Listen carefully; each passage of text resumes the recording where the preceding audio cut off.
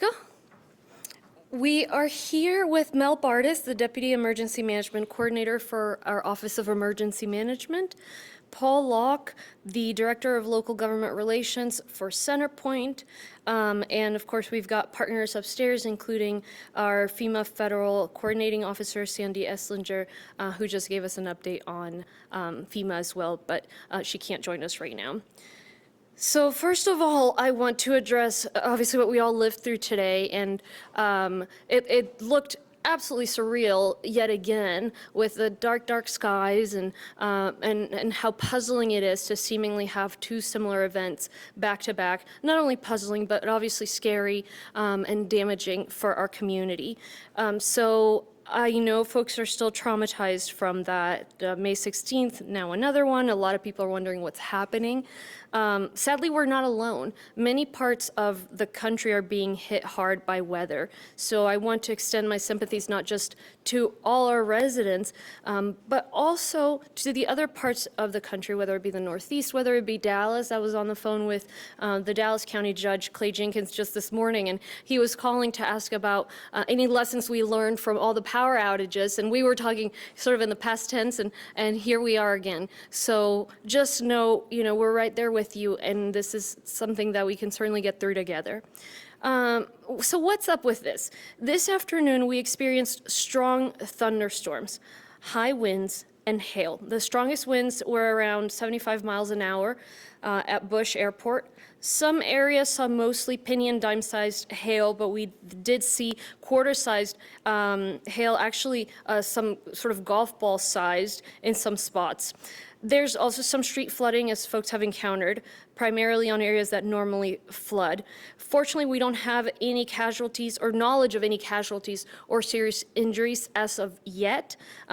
We in Harris County, I did hear a preliminary report about a death in Montgomery County.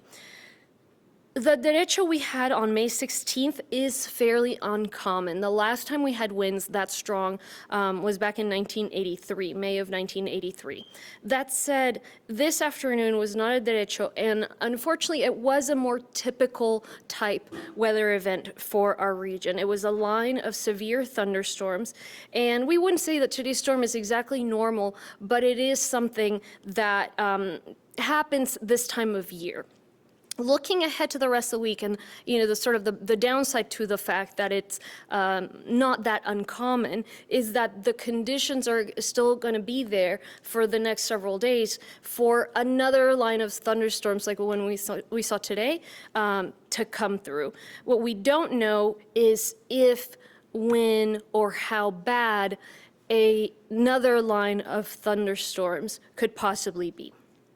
We're not super concerned about this forming again overnight, but into tomorrow and for the next few days, we just have to be watchful, all of us. I know the biggest question on everyone's mind is the power, and Paul Locke here will speak after I do. Some of you might have just gotten power back a few days ago. You had to throw out your food, and now you're wondering if your food has gone bad after your power is now gone a second time. So it is a pain point for our community. It's difficult, medically fragile people, economically, for homes, business owners, schools. Unfortunately, at this time, we don't know exactly how long it'll take to restore the power because Centerpoint is still in the evaluation phase and their assessment phase, but they're going to provide additional updates as soon as they get them. And I'm told around 1,800 of the mutual assistance crews that came to our region from all over. I remember I met some guys from Missouri, and they were just representative of so many different people who came down here to help us out.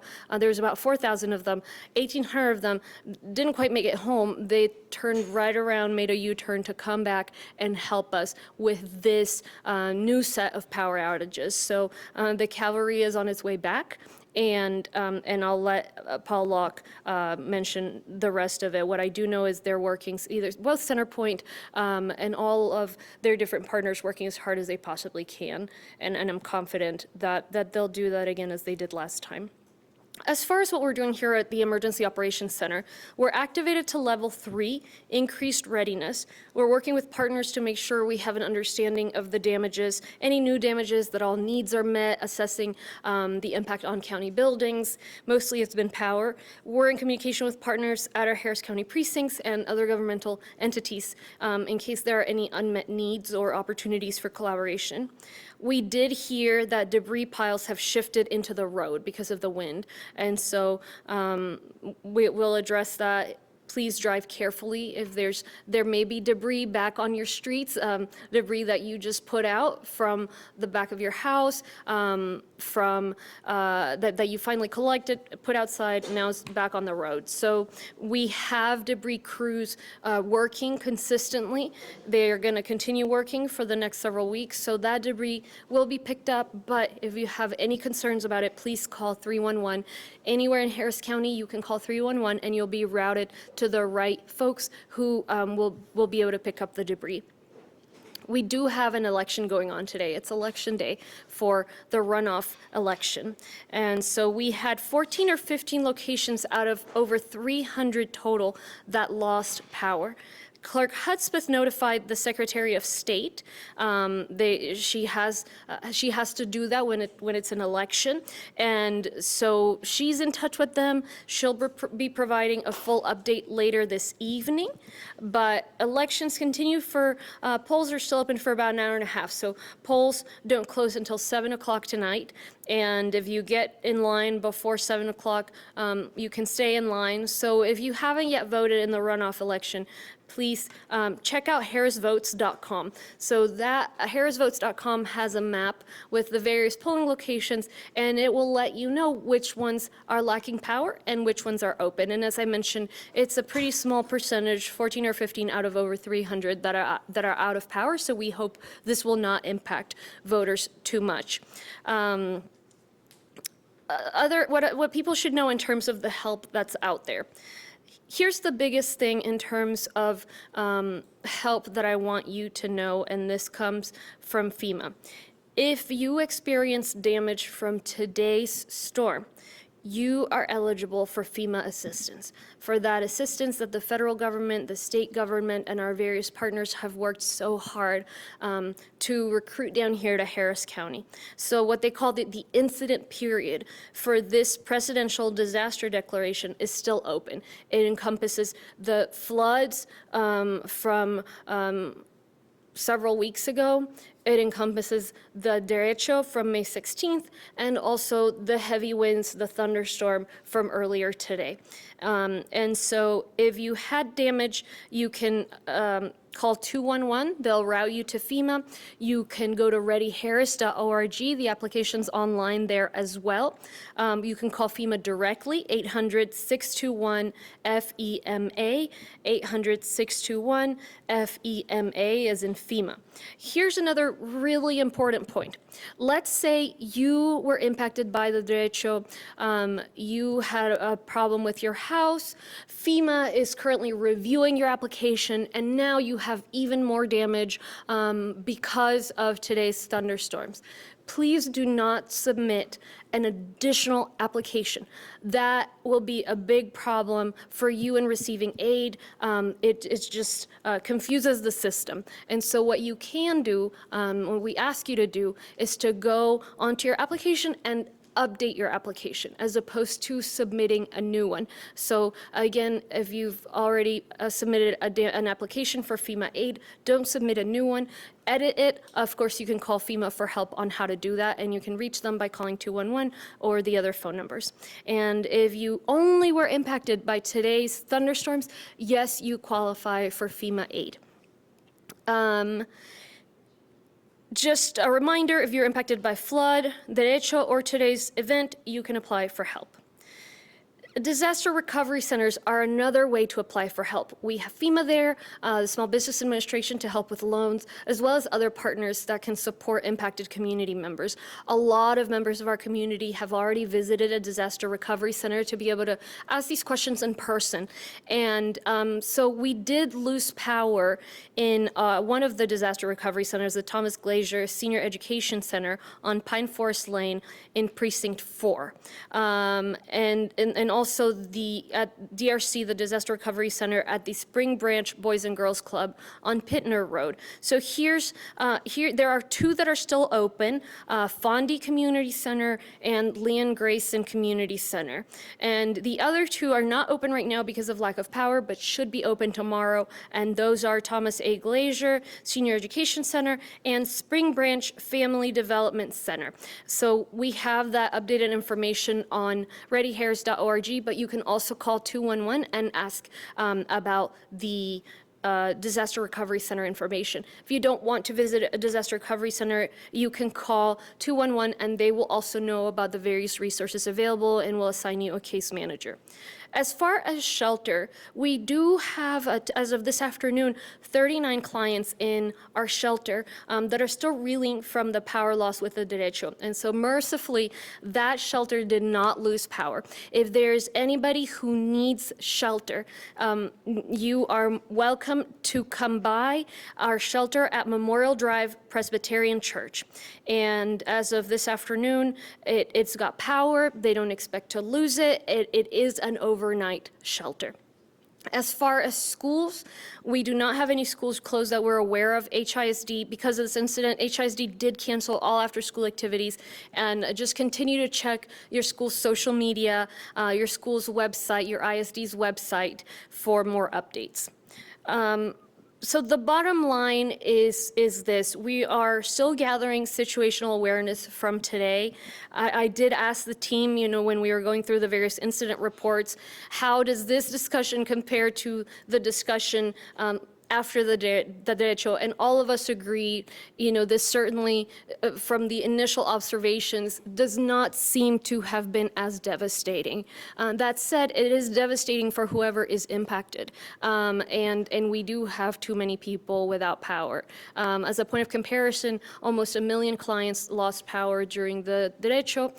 Today, it was around 300,000 clients, and that's in the region. But that's a lot of people, and you can have folks who are medically dependent on power. It's extremely hot. The food will go bad. So look, we're all working as hard as we can to see what more we can do. It is really a blessing that we've got that FEMA aid. And so I want to make sure people take advantage of it. We're leaning into this. We're working around the clock. The team really leaned forward today as soon as we knew that there was weather coming. They immediately all came over before anything became impassable, and we're leaning forward, and we're able to get information a lot faster. So the main recommendation right now is that you stay attuned to the weather at least once a day. Check the weather, check your news station, make sure that you're informed. Jeff Linder, we were just on the phone with him a few minutes ago, and he was explaining, there's no way for even the experienced meteorologists to know what will happen, whether any of these favorable conditions will lead to dangerous winds with much lead time. And so at best, maybe 24 hours, but the speed of the winds, it's just a matter of a couple of hours or so. And so that's why we all need to be attentive to it. And at this point, we're quite practiced. As soon as you start seeing that sky turn dark or you get an alert on your phone, is to head to the lowest floor, a place with no windows, and try to seek cover if you're outside.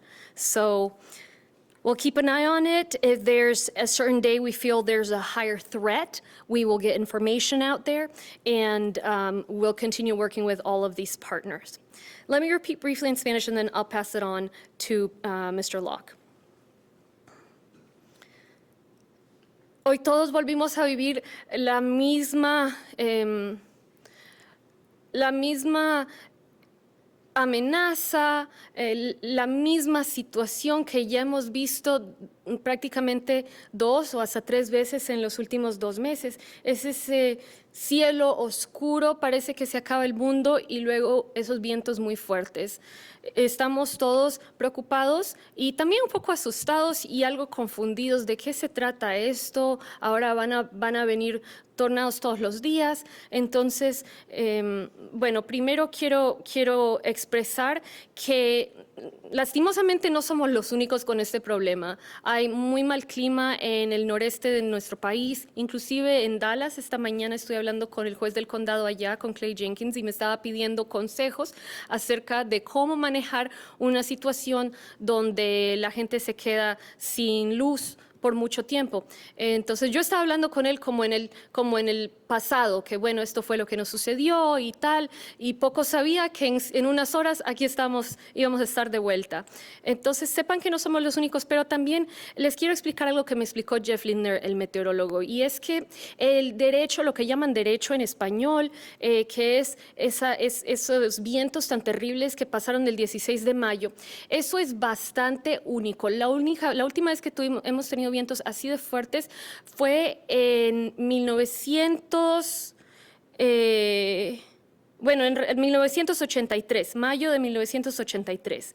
Ahora, lo que sucedió esta tarde no fue un derecho, fue más una línea de tormentas más regular. No voy a decir que eso es de costumbre, de día a día, pero es algo que sucede en nuestra región en esta temporada de la primavera-verano, porque las condiciones favorecen ese tipo de líneas de tormentas. Entonces, buenas noticias es que no estamos aquí en una realidad alterna donde hay tornados todos los días. Malas noticias es que las condiciones continúan siendo favorables por varios días, no sabemos cuántos días, para que haya otra tormenta similar. No sabemos si va a volver a suceder, no sabemos cuándo, no sabemos dónde, pero esas condiciones favorables continúan al menos un par de días, de repente inclusive entrado el fin de semana.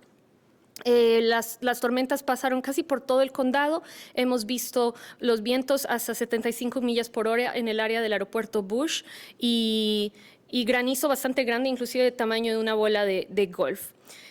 Hasta ahora no sabemos de ninguna muerte o alguna otra situación muy seria. Sí hemos escuchado reportes de que alguien perdió la vida en el condado de Montgomery, pero no están confirmados aún. Todos quieren saber acerca de la electricidad. La gente se quedó sin luz hace 2 semanas, se le dañó toda la comida a los restaurantes, las escuelas, los hogares. Ya por fin regresó la luz y aquí vamos otra vez. Entonces, todavía no sabemos cuánto tiempo va a tardar el restablecer la luz, porque están ahorita Centerpoint en el periodo de evaluación. Lo más seguro es que terminen esa evaluación entrado el día de mañana, el día miércoles, y después de eso ya sabremos cuántos irán a tardar.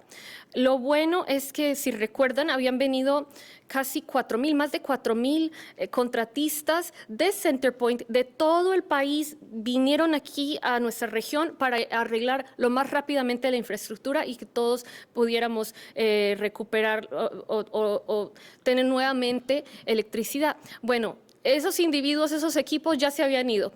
Les tocó llamarlos y decirles, ¿saben qué? Hagan una U y por favor regresen. Volvieron a llamar a 1,800 de esos individuos y aquí van nuevamente en camino para nuestra área, nuestra región, para poder restaurar la electricidad lo más rápido posible. ¿Qué estamos haciendo? En este momento la Oficina de Manejo de Emergencias está activado a nivel 3. Estamos trabajando con los socorristas, las demás organizaciones, bien sea hospitales, escuelas, policía, la Cruz Roja, para asegurarnos que conocemos cualquier daño adicional y que estamos cooperando todos los unos con los otros. Sí, hemos escuchado reportes que los escombros que la gente ya había recogido recogido y había puesto fuera de la casa se han movido por los vientos. Entonces tenga mucho cuidado al conducir, puede que hayan escombros nuevamente en su vecindario y nosotros seguimos pasando con los equipos para recoger escombros. El condado es muy grande, entonces, y las personas van sacando nuevos escombros, nuevos árboles, entonces toca hacer varios pases y lo bueno es que eso continúa. Pero cuando si tiene cualquier duda, llame al 311, al 311, en cualquier parte del condado Harris puede llamar y así lo dirigimos al departamento adecuado. Hoy día es un día de las elecciones, las sedes de votación abren hasta las 7 de la noche y sí ha perdido la luz unos 14 o 15 centros de votación, sedes de votación. Clerks Hudspeth, quien se encarga de las elecciones, está en comunicación con el Estado, con la Secretaría de Estado, están trabajando juntos y lo bueno es que son 14 o 15 de más de 300 sedes de votación. Entonces, si usted no ha votado el día de hoy, visite harrisvotes.com y ahí puede ver cuáles sedes de votación están abiertas y cuáles están cerradas, pero como digo, es un porcentaje muy pequeño el que está cerrado, tiene hasta las 7 de la noche y ya se acaban las elecciones, hoy es el último día. Lo más importante que quiero explicarle a todos es que si usted su hogar, su negocio, tiene algún daño por las tormentas de hoy, usted también califica para la ayuda de FEMA. Como recuerda, el gobernador Abbott, el presidente Biden, trabajaron con muchos de nosotros para poder traer a nuestra región esta ayuda federal muy importante, la ayuda de FEMA, que es ayuda directa financiera para las personas impactadas. Entonces, si usted fue impactado por las inundaciones de hace como un mes largo, o el derecho, esos vientos del 16 de mayo, o las tormentas de hoy, o todos tres, puede usted aplicar y recibir ayuda de FEMA. Ahora va un segundo punto muy importante. Si tuvo un problema, algo le sucedió a su casa o apartamento, bueno, lo que sea, por el derecho a las inundaciones y hoy día se volvió a ver afectado, por favor no aplique 2 veces. Es decir, si ya aplicó y su aplicación está todavía siendo evaluada, no aplique otra vez por este incidente nuevo, porque se confunde el sistema. Estábamos ya mismo hablando con una representante de FEMA y dijo, por favor, si escuchan una cosa, que sea esa. Si solamente han tenido impacto hoy día por estas tormentas, usted tiene derecho a ayuda. Entonces puede aplicar a través del 211, puede aplicar vía readyharris.org o puede llamar a FEMA directamente 1-800-621-FEMA, 1-800-621-FEMA, que es FEMA. Tenemos los centros de recuperación de desastre. Ahí puede aplicar de manera presencial. Puede aplicar, como les dije, por teléfono, bueno, les dan la aplicación por computadora, o si quiere ir personalmente, entonces puede ir. Tenemos 4 sedes donde puede hablar con una persona. En todos estos sitios se habla también español y hay otros recursos también. Entonces tenemos 4 a través del condado. Lastimosamente 2 están ahorita sin luz. Entonces abiertos son el Fundy Community Center y el Leon Grayson Community Center. Hay 2 que están cerrados hoy día, pero estamos esperando que abran mañana. Centerpoint los ha puesto en la lista de prioridad y es el Thomas Glazier Senior Education Center y Spring Branch Family Development Center. Entonces, esos 2 segundos, los que esperamos que abran mañana, pero igual puede buscar readyharris.org, hay la última información de cuál está abierto y cuál está cerrado. Si necesita un sitio para quedarse esta noche, unos días, menos mal, ese refugio que construimos, el albergue no tiene ninguna falta de luz. Entonces, está ahorita vigente en Memorial Drive Presbyterian Church, es una iglesia, tenemos ahora mismo 39 clientes allí, se ofrece comida, hay electricidad y está bienvenido quien necesite algún sitio donde quedarse. En cuanto a las escuelas, revise la página web de su escuela, revise el Facebook, todas las redes sociales. Hasta donde sabemos, ninguno de los distritos escolares va a cerrar por las tormentas de hoy, pero es importante revisar. Entonces, para concluir, todavía estamos evaluando si han habido más daños. Realmente no se considera que haya sido tan impactante de una manera negativa como la tormenta de lo que llaman el derecho del 16 de mayo, pero igual está impactando a muchas personas, alrededor de 300,000 clientes sin luz, comparado con alrededor de 1 millón durante la tormenta del 16 de mayo. Lo que más les pido es que estén muy pendientes de las noticias, al menos una vez al día. Revise el clima, vea las noticias en su canal preferido, porque va a venir cambiando. Como expliqué, puede que haya otra tormenta como la de hoy. En cuanto sepamos algo, se lo vamos a informar. Lo mismo harán todos nuestros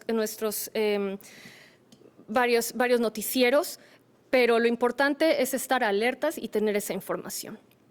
Entonces, bueno, lo dejo ahí.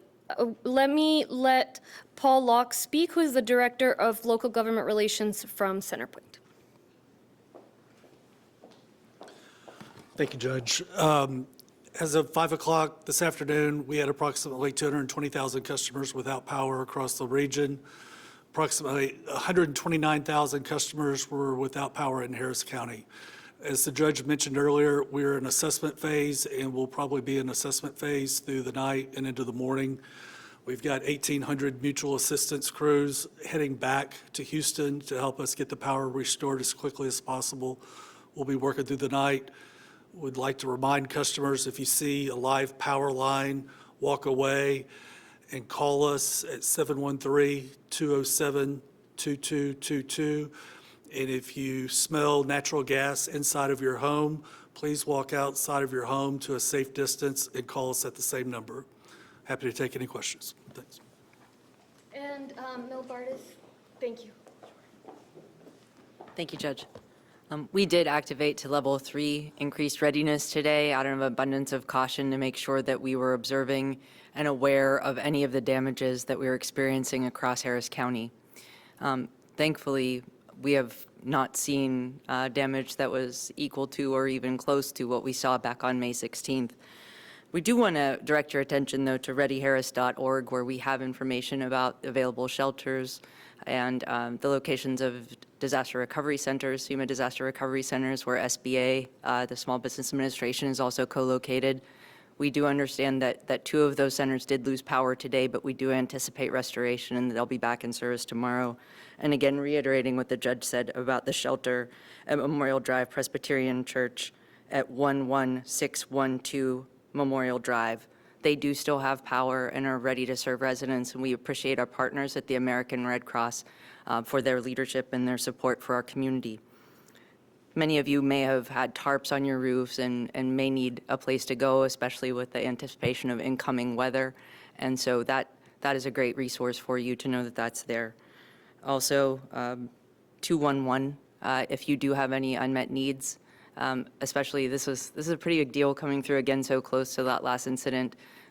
They have lots of resources available for you in the community, including mental health resources, access to food, access to other services. So 211 is an excellent lifeline, as well as 311 for debris-related calls and other county services.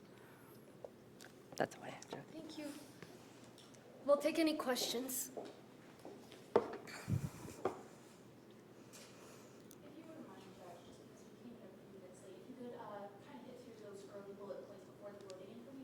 Sure. Did you want to, Paul, talk a little bit about the widespread nature of the outages? Yeah, as far as the outages, they're really scattered over Harris County. It's not like Cypress, like we saw at the last event where it got hit the hardest. It's just kind of pockets over the north and the south and the northwest. It's just, every event's different, and it just kind of depends on where the weather is, but it's just a widespread event. And there's not a majority of customers like in one area that are out. So many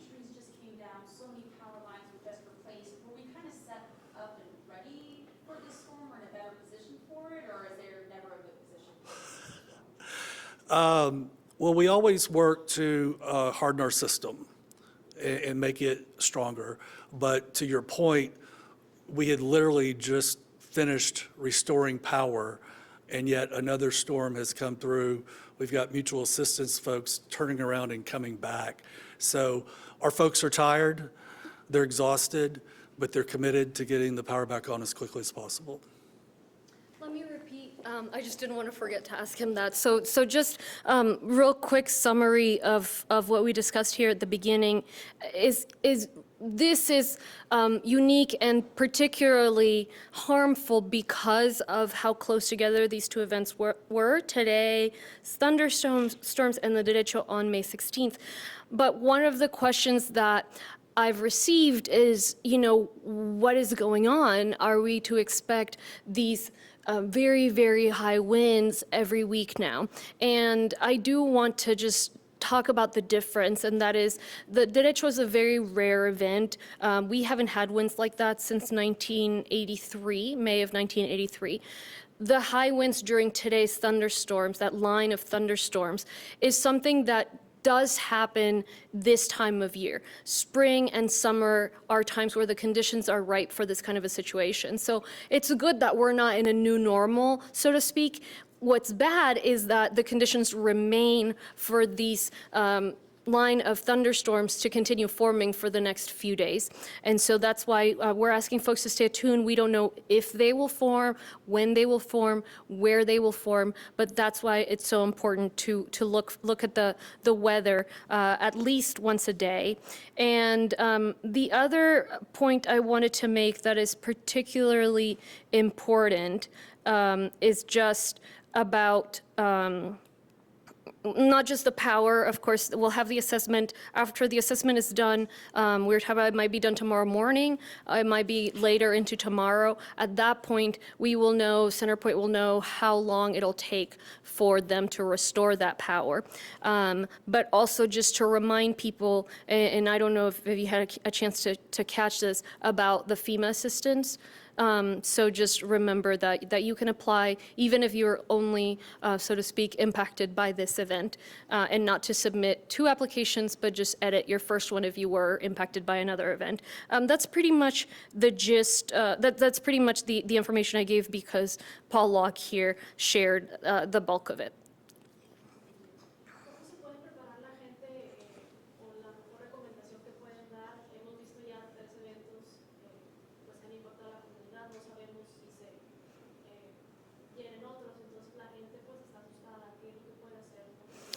Sí, muy buena pregunta. Primero, bueno, ya viene la temporada de huracanes, por si nos faltaba algo, pero no, vamos adelante. Entonces, es tener siempre